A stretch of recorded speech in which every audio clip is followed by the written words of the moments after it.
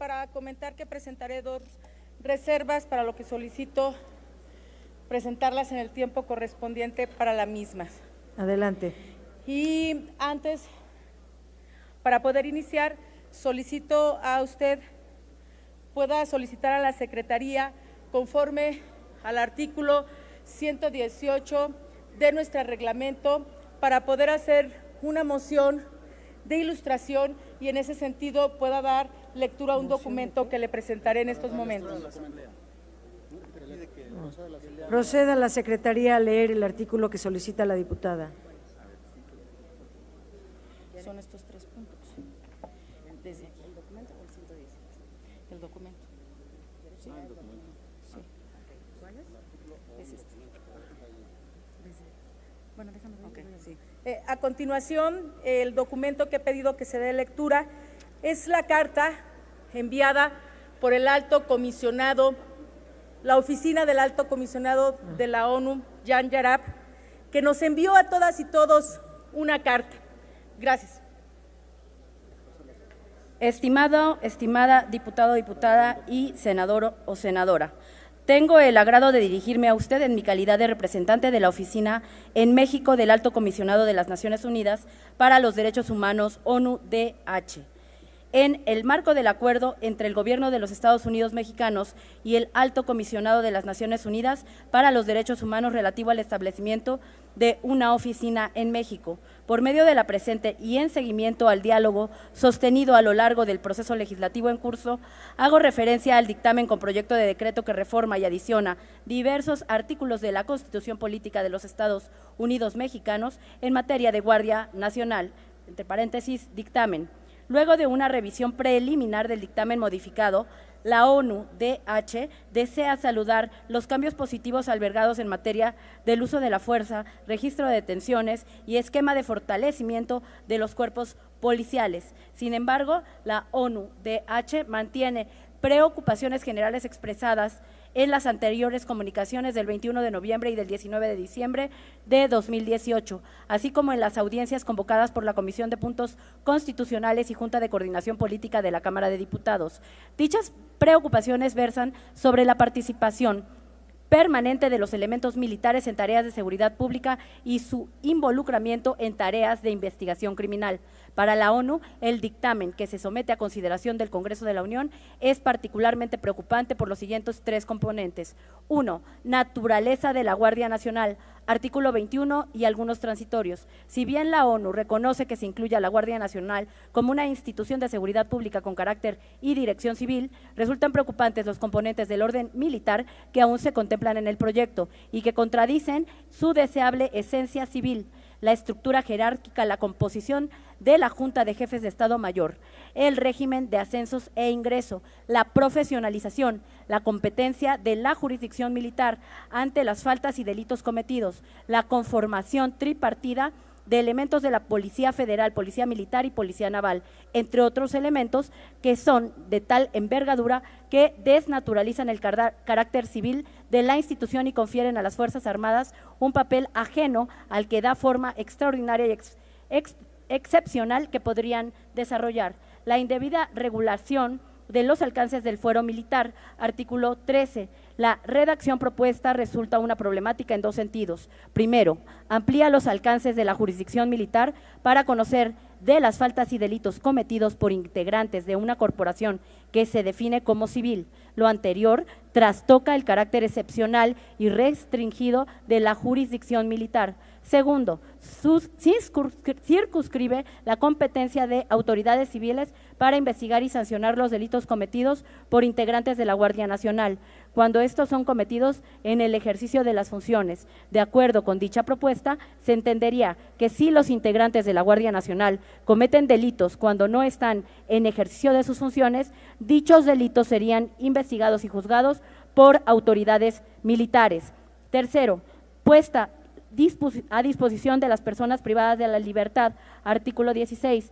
La redacción propuesta abre la puerta a la privación de la libertad de personas civiles a instalaciones militares. La puesta a disposición es un concepto jurídico y formal, independiente a la privación de la libertad como hecho material. Al ser la privación de la libertad y puesta a disposición a conceptos diferentes con la redacción propuesta, se podría legitimar una apuesta de un momento de privación de la libertad en instalaciones militares. Por tanto, la ONU reitera su recomendación para que se ajuste lo dispuesto en el dictamen, para establecer que toda persona civil que sea detenida debe ser trasladada y privada de su libertad solo en instalaciones civiles. La ONU alienta respetuosamente al Congreso de la Unión a reconsiderar los contenidos del dictamen a la luz de las obligaciones internacionales del Estado mexicano en materia de derechos humanos.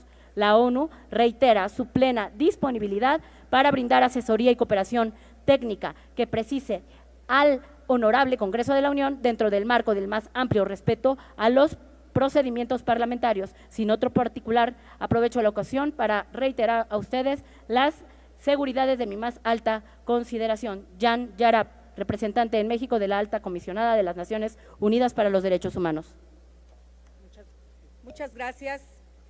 Como ven, y aunque algunos expresen que no debemos de aceptar opiniones de extranjeros, se les olvida que México forma parte de distintos convenios y que estamos obligados a cumplir nuestro marco convencional. Lo que acaba de leer amablemente la secretaria es una carta que fue dirigida el día de hoy, 16 de enero, que llegó a la presidencia y a la mesa directiva y que nos llegó a cada uno y a cada una de las diputadas de esta soberanía y que, como ven, hacen distintas recomendaciones y que en el caso que me ocupa en mi reserva, lo que tiene que ver de manera particular con el artículo 21 y algunos transitorios, y que también habla aquí de lo que significaría aprobar el artículo 13 y de lo que significaría aprobar el artículo 16. Y lo que no hacemos caso es en donde se nos menciona particularmente el artículo 21, que hay mucha preocupación por parte de la ONU en que se incluya a la Guardia Nacional como una institución de seguridad pública, de carácter y dirección civil, que resultan preocupantes los componentes del orden militar que aún se contemplan en el proyecto y que contradicen su deseable esencia civil, como aquí tanto se ha mencionado. Por eso nosotros consideramos que es un engaño, que es una simulación, porque al final de cuentas, en esencia y en su naturaleza, la Guardia Civil seguirá siendo militar.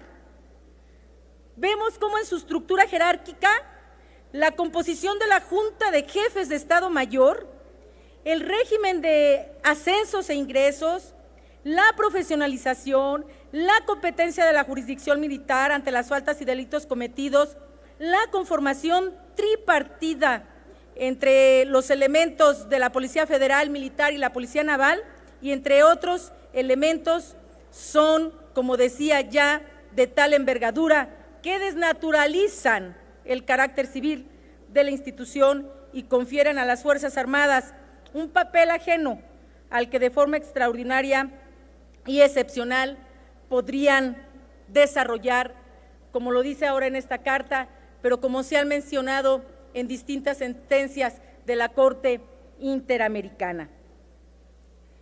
A mí, a final de cuentas, lo que me parece